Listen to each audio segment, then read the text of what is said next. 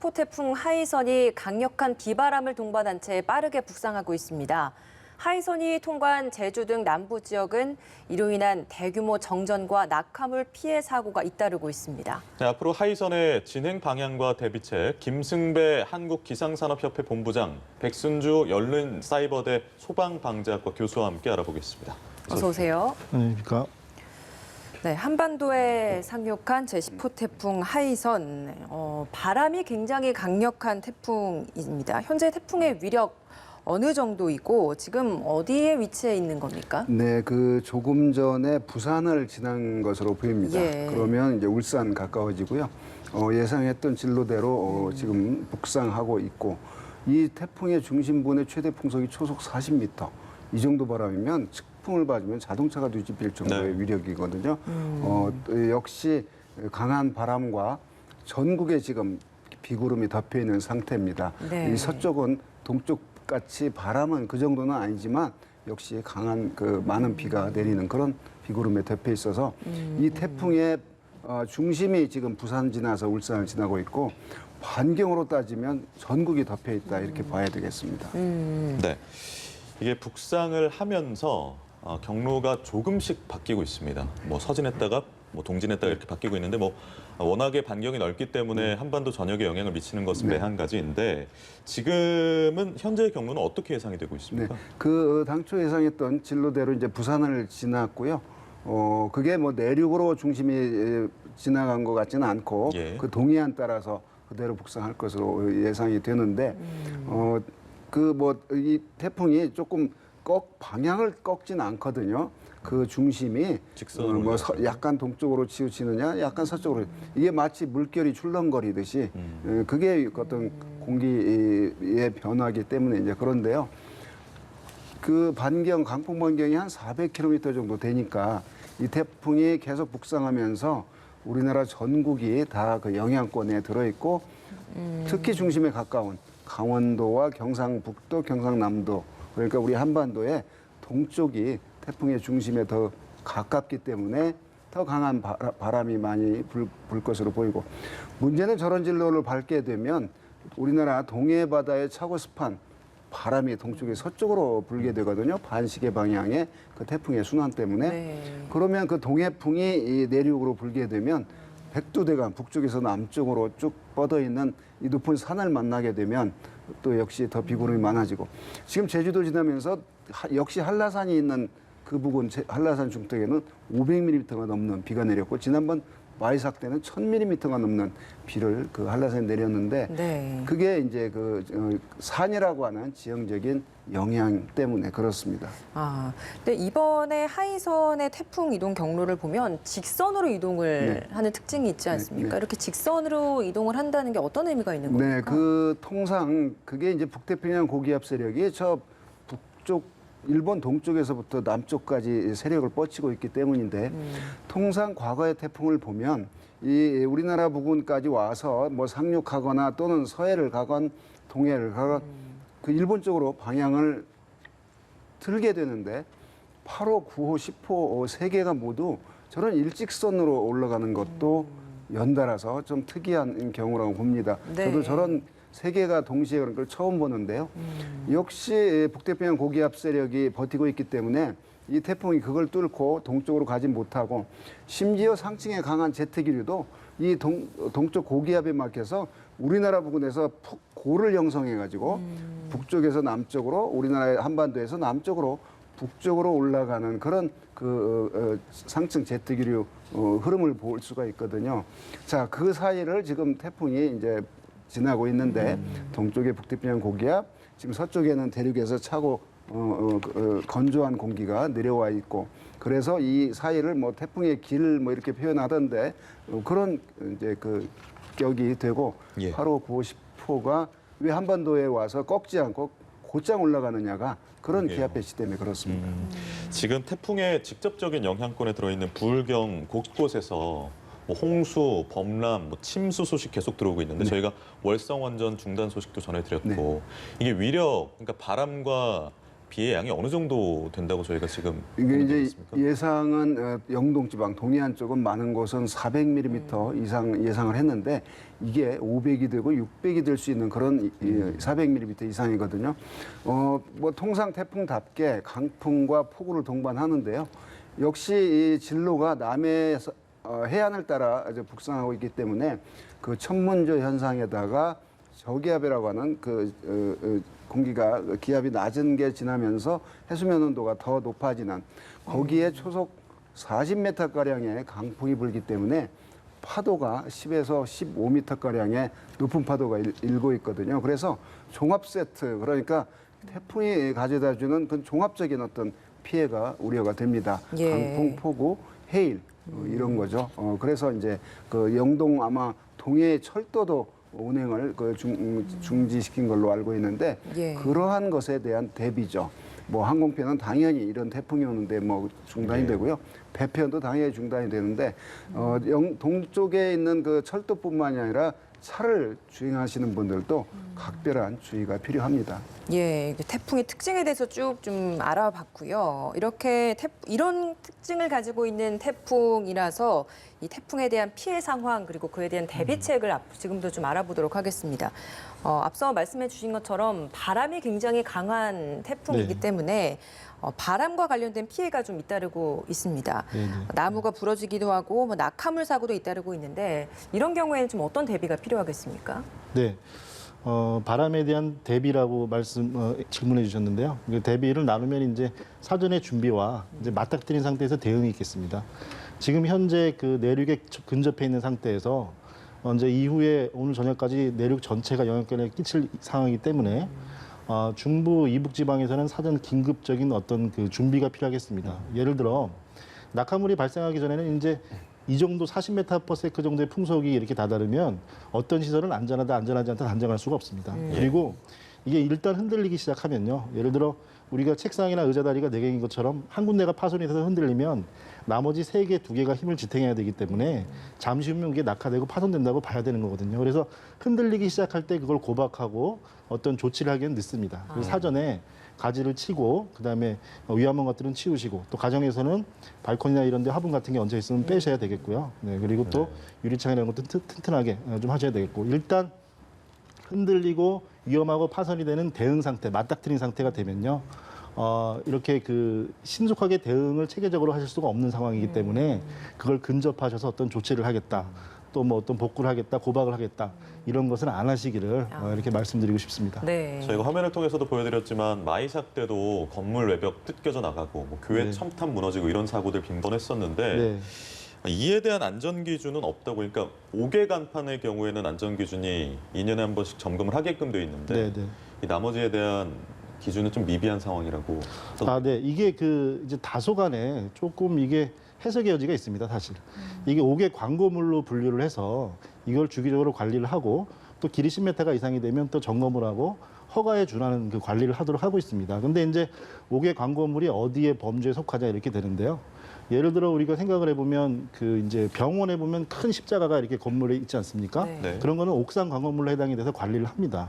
근데 이제 첨탑 같은 경우는 일선에서 이제 해당이 된다 안 된다 이렇게 명시가 안 돼 있기 때문에 네. 그 시행령 별표라는 그 법규에 교회 첨탑 명시가 안 돼 있기 때문에 아니다 이렇게 생각할 수도 있지만 범주를 보면 그래서 용어적인 부분에서는 이걸 조례나 굳이 법 개정을 안 하더라도요 지침이나 조례로서 조금 더 확실하게 명시를 하면 관리의 범주로 다 들어올 수 있다고 생각합니다. 그러니까 지금까지는 그게 포함이 명확하게 되어 있지 않다 보니까 관리의 네. 대상이 아니었던 건 사실인 거죠? 네, 그렇죠. 이게 누락이 되는 경우도 있고 또 관리를 하는 지자체도 있었고 이런 식의 좀 해석이 있었습니다. 예, 알겠습니다.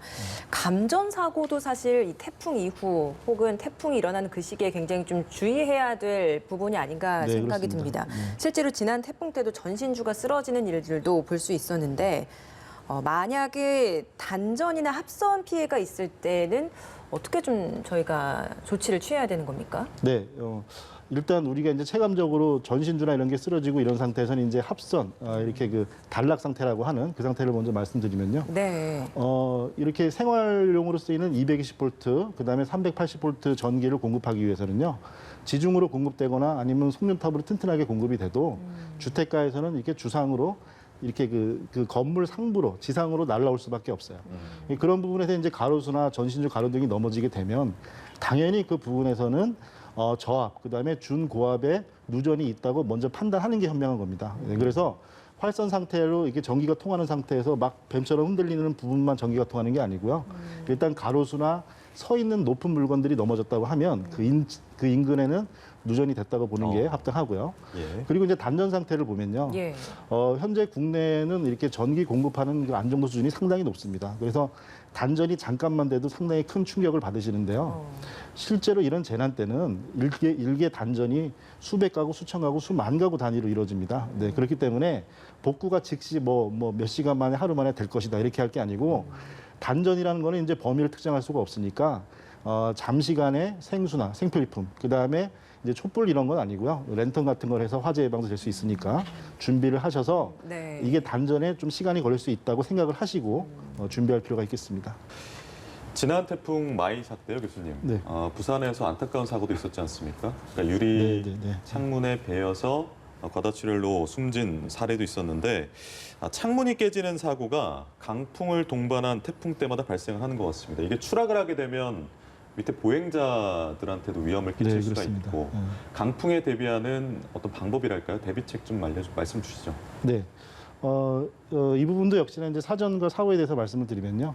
그래서 방법이 이제 테이프를 붙이는 것보다 이제 우유곽을 했어야 된다 이런 부분에서는 이게 이제 그 사전 준비 단계에서 해야 되는 부분이고요. 또 굳이 세분을 하자면 종이나 우유곽을 끼우고 또 나사못을 해서 고정해서 흔들리지 않도록 하는 것은 깨지지 않도록 하기 위한 조치가 되고 네. 테이프를 붙이고 젖은 신문지를 붙인다는 거는 깨졌을 때 그 퍼지는 범위를 최소화하는 것일 겁니다. 그러니까 지금 이런 부분은 이제 방법의 잘못보다 그 시기에 잘못인 부분이 있었다. 그래서 그런 부분을 명확히 해야 되겠고요.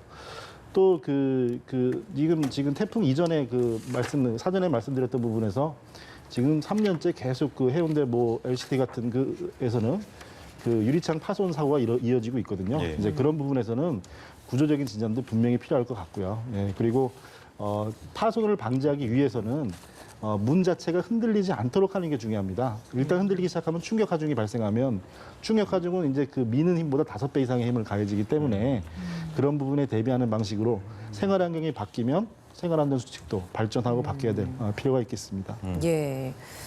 하이선이 해안가를 중심으로 해서 올라오고 있다 보니까 폭풍 해일도 걱정이거든요. 근데 먼저 이 폭풍 해일이 뭔지부터 좀 알아봐야 될 것 같아요. 네, 그 바람이 강하게 불 때 바닷가에서는 그 바닷물이 방파제를 넘는 그 현상이 나타납니다. 그 바람에 의해서 나타나는 거기 때문에 이제 폭풍이라고 그러고요.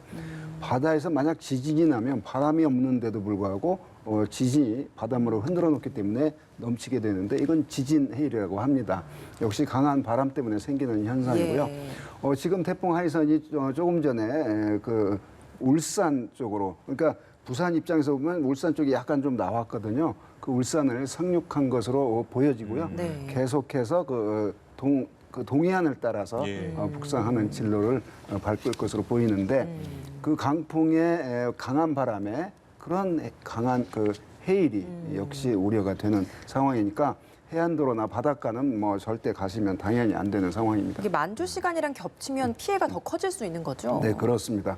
지난 2003년도 태풍 죄송합니다.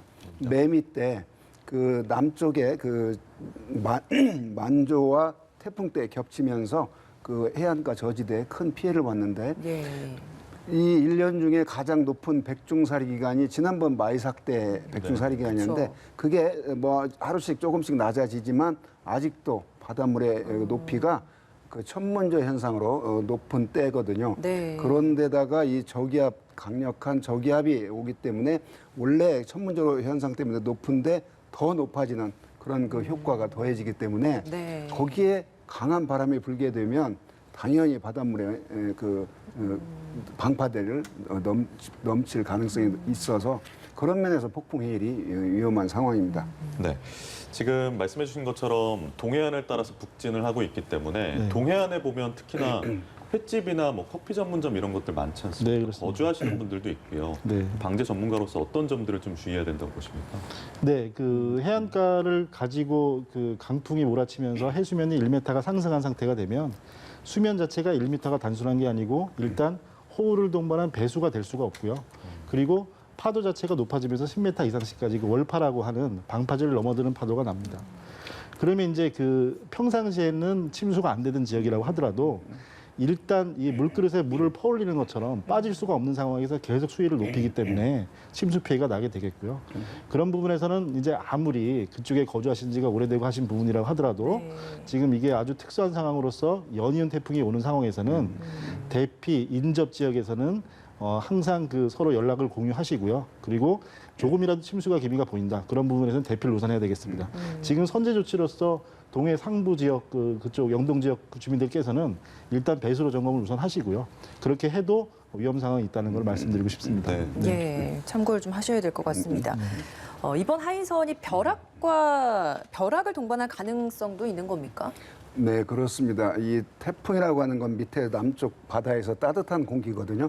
그런데 우리나라 지금 북쪽에서는 차고 건조한 공기가 내려왔거든요. 자, 이곳이 만나는 지점은 대기가 매우 불안정하죠. 찬 공기가 뜨거운 공기를 파고 들어오게 네. 되는데 그러한 그 지역에서는 강한 폭우와 천둥 번개가 치면서 가능성도 있는 그러한 상황입니다. 결국은 따뜻한 공기와 찬 공기와의 만남 상황에서 그런 어떤 그 대기 불안정을 해소하기 위한 그런 기상 현상이 나타날 수가 있습니다. 네, 벼락의 가능성도 있는 상황에서 백 교수님께서 네. 벼락이 칠 경우에 대처법 좀 알려주시죠. 뭐 차에서 나오지 말아라 이런 것들이 있던데요. 네, 일단 간단한 원리는 이렇게 난기류 상황에서 전기 에너지가 축적이 됐다가 엄청난 전기 에너지가 지면으로 일시에 도달되는 현상을 이제 벼락 낙내라고 하는데요. 낙내되는 그 낙내의 특징은 일단 지면에서 하늘에서 봤을 때 가까운 부분에 먼저 도달합니다. 그러니까 평면에서 높고 뾰족한 부분에 먼저 도달하게 되고요. 그 다음에 특징은 아무래도 전기다 보니까 더 빠르고 흐르기 쉬운 쪽으로 흐르게 돼요. 그래서 이제 예를 들어 우리가 나무 밑으로 피한다 그렇게 되면 나무가 낙내를 막기 때문에 낙내를 통한 그 번개는 지면으로 흐르기 때문에 나무를 타고 내려오게 되거든요. 네. 그래서 나무를 쪼개고 부러뜨리고 그 밑에 있는 사람한테 피해를 주게 됩니다. 그래서 큰 뾰족한 물건 밑에 있는 거는 오히려 더 위험할 수가 있고요. 위험하다. 그럼 나무 아래로 피해라라는 게 오히려 더 위험할 수 있는 그렇습니다. 거네요. 나무의 낙내를 통해서 그 다음 2차, 즉시 일어나는 2차 피해가 일어날 수가 있습니다. 밑으로 타내려오기 때문에. 예. 그리고 이제 예를 들어 자동차 같은 경우는요. 자동차 내부에서 낙내를 받으면 상대적으로 안전합니다. 이거는 이제 고압 전선이 아까 그 전신주가 넘어져서 단선이 돼가지고 부딪힌 경우도 똑같아요. 이제 원리는 뭐냐면 표면이 철제로 자동차는 돼 있고요. 사람은 이제 시트 그 불연제 전기가 통하지 않는 그 재질에 앉아 있기 때문에 일시적으로 전기가 흘렀을 때는 표면을 타고 땅으로 흐르게 됩니다. 예, 그렇기 때문에 일시적으로 낙내가 되는 상황에서는 안전하긴 하지만 그 자체가 예를 들어 뭐 건물 내부가 가장 안전하겠죠. 예, 거기서 바깥에 있을 때는 섣불리 외부로 우산을 쓰거나 아니면 뾰족한 곳, 높은 곳으로 이동하시는 것은 자제하셔야겠습니다. 예. 네. 알겠습니다. 마지막까지 태풍의 영향권에서 벗어날 때까지 안심하지 말고 철저하게 좀 대비를 해야 될 것 같습니다. 오늘 두 분 말씀 여기서 마무리 짓겠습니다. 고맙습니다. 그렇습니다. 네, 감사합니다.